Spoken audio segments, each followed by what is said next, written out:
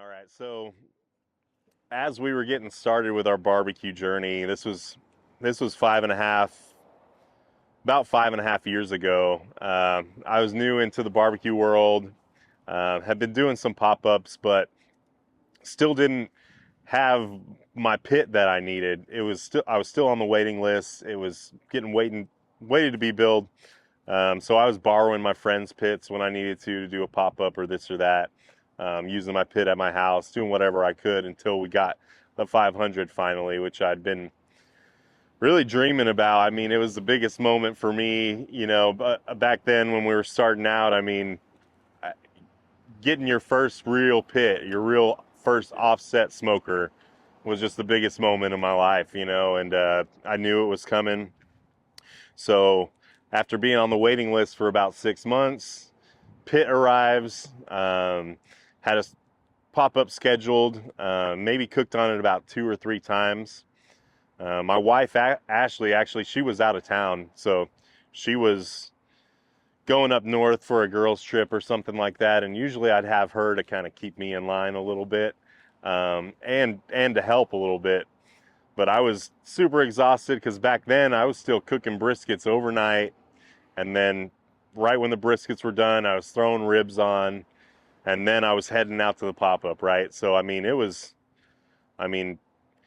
it was a Saturday pop-up, we'd start at, Friday night, and I'd be up all night, and then Saturday afternoon setting up for the pop-up, slicing meats, staying up. So I was up, 30 plus hours easily. Did the pop-up went great. Probably had a couple too many beers. Kind of let it relax a little bit, but on my way home, get the pit to the house. I was really protective of this pit because it was my baby. I didn't even want to scratch it. I didn't want to do anything to it. Didn't want somebody to steal it, right?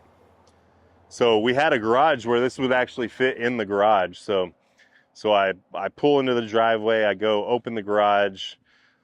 I thought that I dropped the stack on it, but I found out really soon after that I messed up there.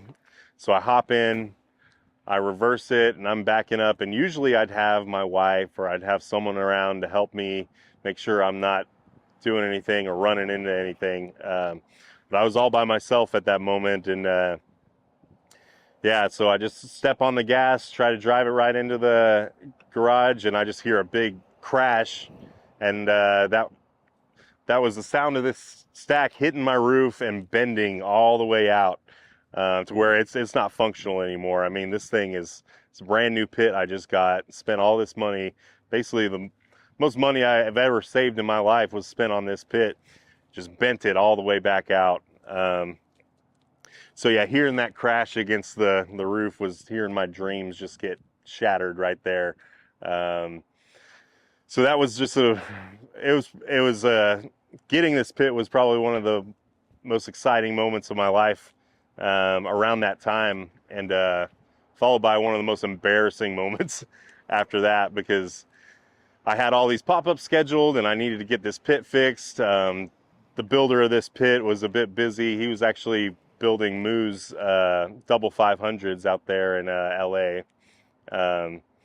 for them out in LA, trying to have that done with a strict deadline of needing to be done. So I had to get one of my buddies to kind of get his torch out, and we heated up the metal, and we just put a strap on this thing and bent it back into place, just like, we didn't really know what we were doing, but we knew we had to get the stack back to where we could cook on it. And because we had Thanksgiving orders, the next day.